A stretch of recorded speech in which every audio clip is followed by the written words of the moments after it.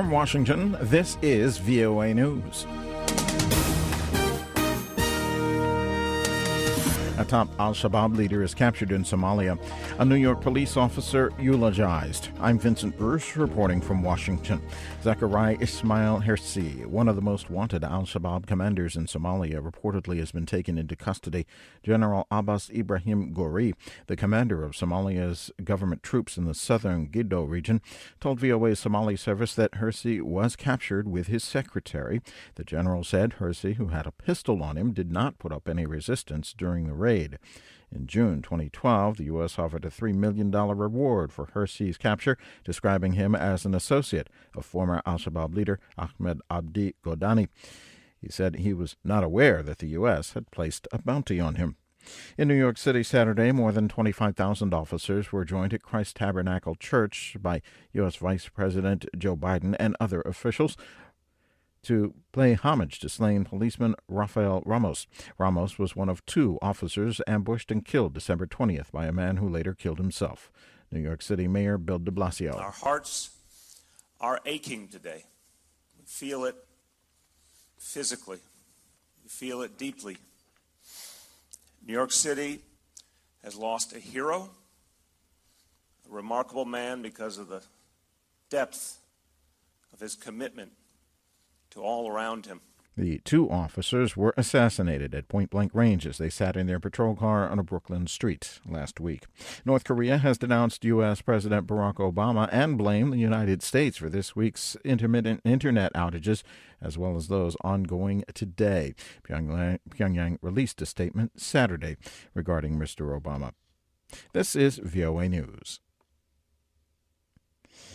The spokesman for the Electoral Commission of Zambia says representatives from political parties and representatives from civil society and faith-based groups will travel to South Africa on Sunday to monitor the printing of the ballot papers for next month's presidential by-election. Chris Akufuna said an advanced team of officials from the ECZ left Zambia to South Africa last week to prepare for Sunday's visit. Some opposition groups expressed concern that the delegation includes officials from the Drug Enforcement Commission and other security agencies. They say the ruling Patriotic Front will use the security agencies to rig next month's vote to maintain the party in power. Akufuna denies that charge.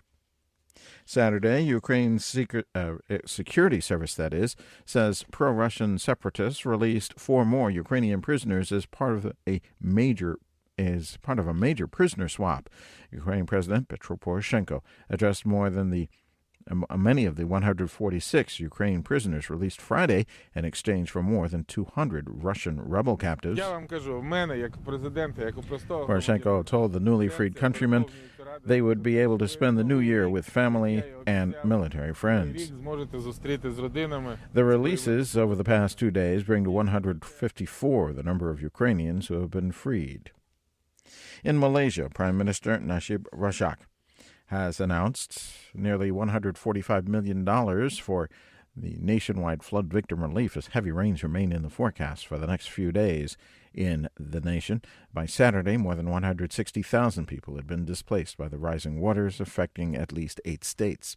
Pakistan's military says security forces ambushed a large assembly of terrorists near the border with Afghanistan, killing at least 16 of them and wounding 20 others.